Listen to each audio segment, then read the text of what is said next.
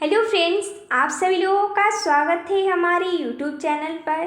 तो आज हम इस वीडियो में कक्षा 6 हमारा इतिहास और नागरिक शास्त्र फर्स्ट के पाठ 2 पाठ का नाम है पाषाण काल, आखेटक, संग्राहक एवं उत्पादक मानव।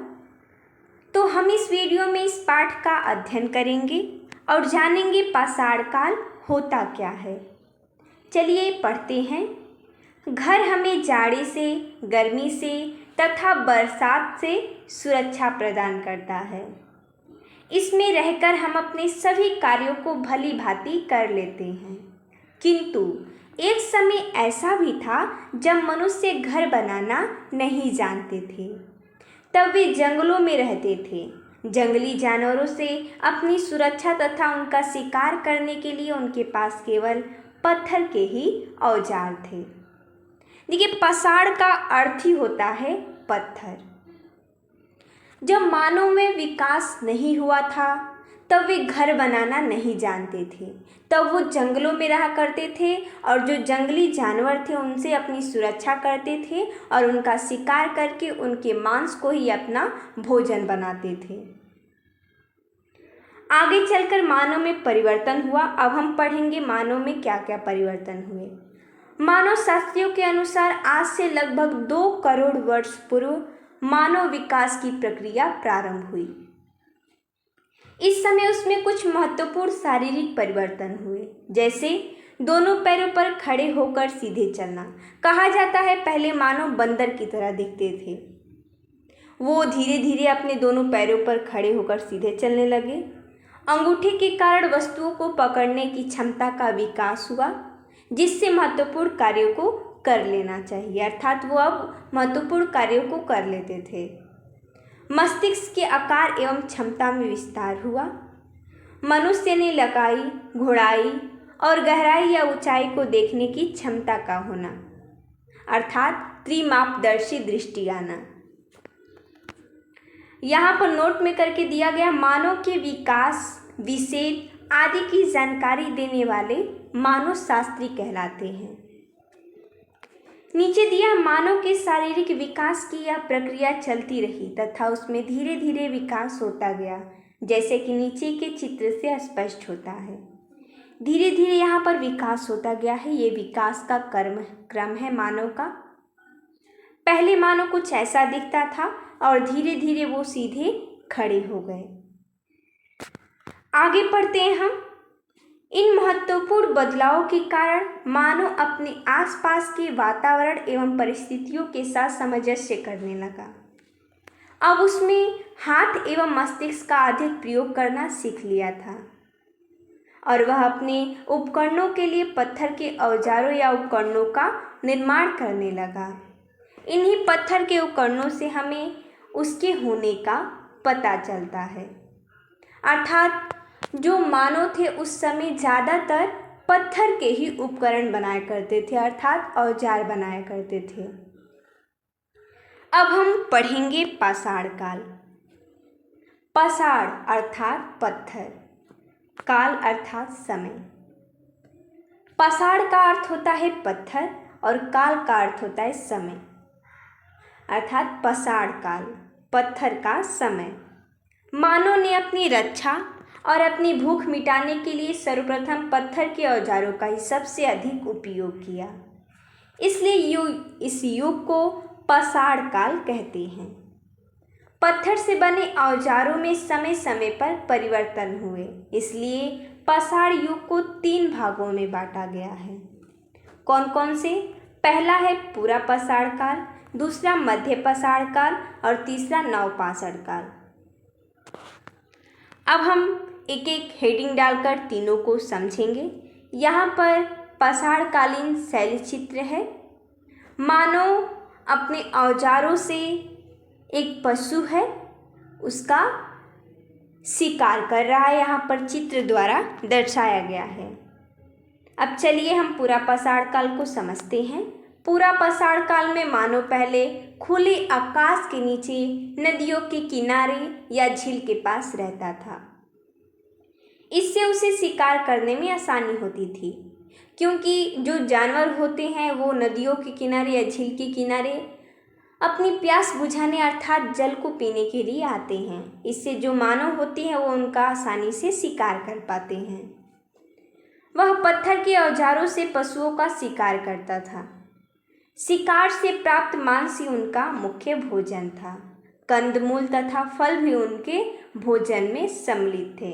अर्थात वो उस समय उनका भोजन क्या क्या था? कंदमूल था, फल था और मांस था। धीरे धीरे बाद में मानव ने गुफाओं में रहना प्रारंभ कर दिया। पहले वो खुले आकाश में रहते थे, फिर धीरे धीरे वो गुफाओं में रहना प्रारंभ कर दिए, क्योंकि उन्हें तब तक घर बनाना नहीं आता था। देखिए, अभी भी उनको घर बनाना नहीं आ रहा है। शिकार की खाल से वह ठंड से बचाव करते थे। इस प्रकार उनका कोई अस्थायी आवास नहीं था। इसी समय उसे आग की जानकारी प्राप्त हुई। आग की खोज उन्होंने अपने अनुभवों के बल से स्वयं ही की। पूरा पाषाण काल के आखिरी दौर में उन्होंने चित्र बनाना भी सीख लिया। उस समय उसे गुफाओं के अंदर और बाहर पर चित्र मिलते थे। इन चित्रों में शिकार के दृश्य बनाए गए। इसी समय मानव ने हड्डी के औजार भी बनाना प्रारंभ किया। यह औजार उसके ज्ञान में विकास को दर्शाते हैं। इस युग में मानव समूह बनाकर ही शिकार करते थे, जिसे वह आपस में बांटकर खाते थे। मानव यह समझ चुका था कि वह तभी जीवित रह सकता है जब वह दूसरों के साथ मिलकर चले। इस प्रकार एक दूसरे का सहयोग करने की भावना इस युग में विकसित हो चुकी थी। कौन सा युग चल रहा है? तो पूरा पाषाण काल चल रहा है। उत्तर प्रदेश के भिंजोटोका जिले में मिली कुछ गुफाओं से पता चलता है कि मानव समूह में रहते थे। आगे पढ़ेंगे हम कैसे करते थे शिकार। अब हम जानेंगे कि आदि मानव शिकार कैसे करते थे। तो आदि मानव के पास न तो जंगली जानवरों जैसे पैने नाखून थे, न ही नुकीले दांत थे, न जबड़े और न ही सींग थी। उसकी सबसे बड़ी समस्या अपने से ज़्यादा ताकतवर जंगली जानवरों से रक्षा करने व उनका शिकार करने की थी। इसके लिए उसने पत्थर के औजारों का निर्माण व प्रयोग किया, क्योंकि उसे पत्थर आसानी से प्राप्त हो जाते थे। यह मानव की आखेटक अवस्था थी। इस युग के पत्थर के औजार आकृति में सुडौल नहीं थे, ये बेडौल एवं भिड़ी आकृति वाले थे। यहाँ पर कुछ पत्थरों का औजार दिखाया गया है। पूरा पाषाण कालीन पत्थर के औजार। आगे हम पढ़ेंगे कैसे जाना आग जलाना। यहाँ पर चित्र द्वारा दर्शाया गया कि जब पत्थर से पत्थर पर प्रहार करते हैं तो चिंगारी उत्पन्न होती है। और पढ़ते हैं, औजार बनाने के लिए वे एक पत्थर पर दूसरे पत्थर से चोट मारते थे, अर्थात एक दूसरे को आपस में रगड़ते थे पत्थर को। एक पत्थर से दूसरा पत्थर टकराने पर चिंगारी निकली चिंगारी से उन्हें आग का ज्ञान हुआ। इससे वह सूखी पत्तियों, लकड़ी एवं टहनियाँ आदि को जलाने लगे। सोचिए और लिखिए कि आग का ज्ञान होने के बाद उनके जीवन में क्या परिवर्तन आया होगा। तो आग की खोज इस युग की महान उपलब्धि थी। तो आग की खोज किस काल में हुई थी? तो पूरा पाषाण काल में हुई थी। और कैसे हुई थी ये भी हमने जाना। इस युग में ज़्यादातर पत्थर के औजारों का प्रयोग होता था और आग की खोज उन्होंने पत्थर से ही की थी। जब वो एक पत्थर को दूसरे पत्थर पर मारते थे तो चिंगारी उत्पन्न होती थी, जिससे आग की उत्पत्ति हुई। अब हम पढ़ेंगे मध्य पाषाण काल। मध्य पाषाण काल के औजार अर्थात उपकरण पूरा पाषाण काल की अपेक्षा आकार में छोटे हो गए। इस समय प्रकृति में अनेक परिवर्तन हुआ, जिसका प्रभाव मानव जीवन पर पड़ा। नई परिस्थितियों से तालमेल बैठने के लिए उसने छोटे उपकरण बनाना प्रारंभ किया। जलवायु पहले की अपेक्षा गर्म हुई। फलस्वरूप जहाँ जहाँ बर्फ जमी थी वह पिघल गई। पृथ्वी की उर्वरक शक्ति का विकास हुआ तथा घास एवं वनस्पतियों के मैदान विकसित हुआ। घास को खाने वाले छोटे जानवर जैसे हिरण, खरगोश, मेढ़, बकरी आदि पैदा हुए। मानव अपने आप इन्हीं घासों को एकत्र करने लगा। इन घासों में कई आज के अनाजों की पूर्वज थी, जैसे धान, गेहूँ, जो भी आज के अनाज हैं उनका पूर्वज अर्थात इनका खोज उस समय भी हो गया था जब घास और वनस्पति का विकास हुआ था। इनका उपयोग मानव ने अपने भोजन में किया। इस प्रकार वह अब संग्राहक बन गया। मानव ने इसी समय कुत्ते को पालतू बनाया। कुत्ता मानव का प्रथम पालतू पशु है, ये भी हमें याद रखना है। कैसे हुआ खेती का ज्ञान? पुरातत्वविदों का मत है कि अपने आप उगे हुए अनाजों को मानव ने एकत्रित करना शुरू किया। अनाज के कुछ दाने गीली मिट्टी में अथवा इधर उधर गिरा होंगे। इन स्थानों पर फिर से वही अनाज उगे।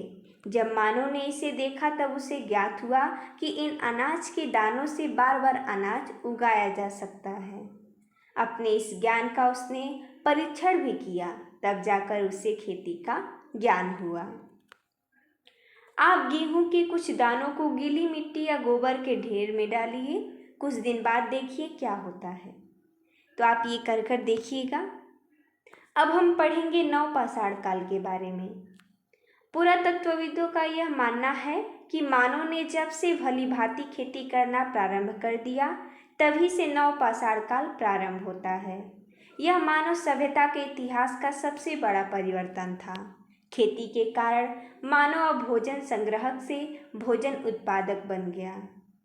इस समय उसके पत्थर के उपयोग जो उपकरण थे वो अधिक उपयोगी एवं सुदृढ़ थे, क्योंकि उन्हें अधिक कुशलता से बनाया गया था। यह उपकरण घिसकर चमकदार बनाए गए थे, इसलिए कुल्हाड़ी एवं हंसिया इस समय के महत्वपूर्ण औजार थे। खेती के साथ पशुपालन भी प्रारंभ हुआ। पशुओं का प्रयोग मांस व दूध प्राप्त करने में किया जाता था। यहाँ पर अब नवपाषाणकालीन औजार बनाए गए हैं। आप चित्र भी देखते चलिए कि उस समय के औजार कैसे थे और कैसे कैसे परिवर्तन होता चला गया। उपयोगी एवं सुडौल थे, क्योंकि उन्हें अधिक कुशलता से बनाया गया था। यह उपकरण चित्रकार चमकदार बनाए गए थे। चूँकि ये लाइन दोबारा रिपीट हो गया है, कोई बात नहीं, और ये चित्र भी दोबारा रिपीट हुआ है। चलिए आप देख सकते हैं इसको। आगे पढ़ते हैं। कुल्हाड़ी एवं हंसिया से क्या क्या किया जा सकता है, सोचिए और लिखिए। यहाँ पर कुछ चित्र बने हैं। ये औजारों का चित्र है जो कि नवपाषाणकालीन है। ये कृषि में उपयोग हैं। मानव अब अपने खेतों के आसपास मिट्टी के घरों एवं घास फूस के छप्पर वाले घरों में रहने लगा। धीरे धीरे ये बस्तियों गांव में बन गए। अर्थात देखिए, जब प्रारंभ में जो मानव थे वो जंगलों में खुले आकाश में रहते थे। उसके बाद थोड़ा विकसित हुआ उनका, तो वो लोग गुफा में रहने लगे। उसके बाद धीरे धीरे उन्होंने आग की खोज की, खेती करना प्रारंभ किया। अब खेती करते करते उन्होंने मिट्टी और छप्पर अर्थात घास फूस से उन्होंने घर बनाया। अब वो घर में रहने लगे। इस तरह एक एक बस्ती मिलकर कई गांव बनते चले गए। अब ये मिट्टी के बर्तन बनाने भी जान गए थे। जैसे में यहाँ पर नवपाषाणकालीन बर्तन हैं, मिट्टी के हैं सब बर्तन।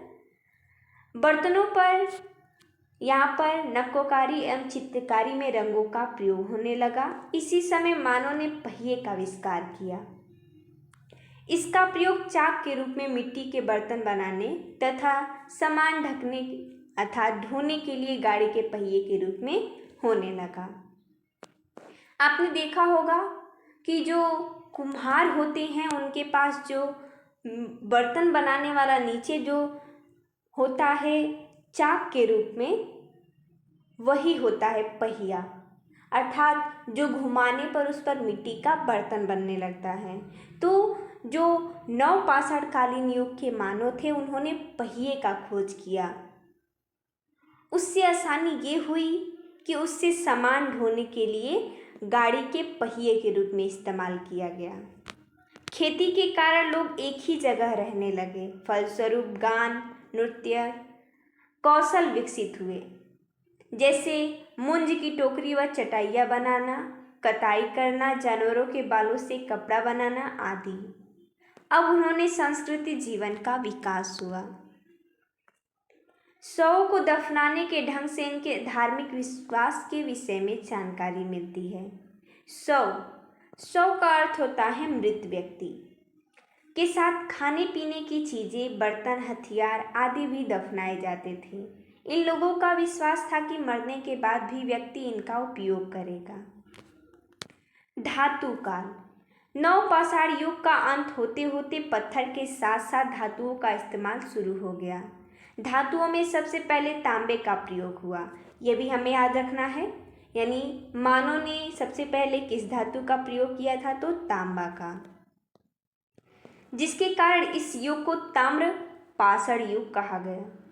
मानव ने तांबे की खानों का पता लगाकर उससे तांबा खेद कर निकालना शुरू किया।